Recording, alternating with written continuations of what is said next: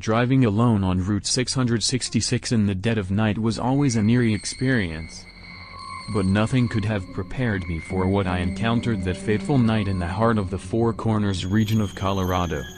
It was 3 in the morning, and I was making the long drive home after visiting family in Durango. The road stretched out before me like a ribbon of darkness, flanked by barren desert and looming mesas.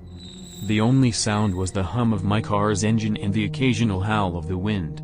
As I navigated the desolate highway, a sense of unease settled over me.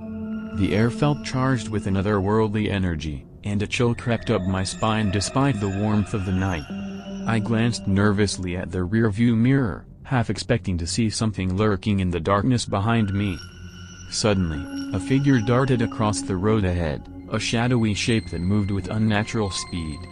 I slammed on the brakes, heart pounding in my chest, but when I looked again, there was nothing there.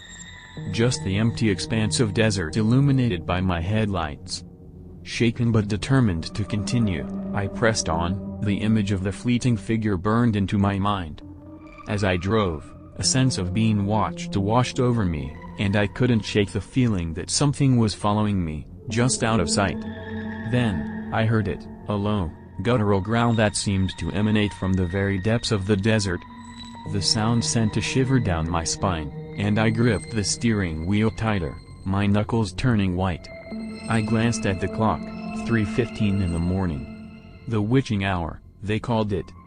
The time when the veil between worlds was thinnest, and the supernatural held sway. Suddenly, a pair of glowing eyes appeared in the darkness, a piercing yellow gaze that seemed to bore into my soul.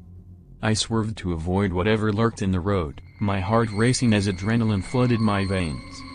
But as my headlights swept over the spot where the eyes had been, there was nothing there. No trace of the creature that had seemed so real only moments before. I drove for what felt like an eternity, each mile stretching on like an eternity.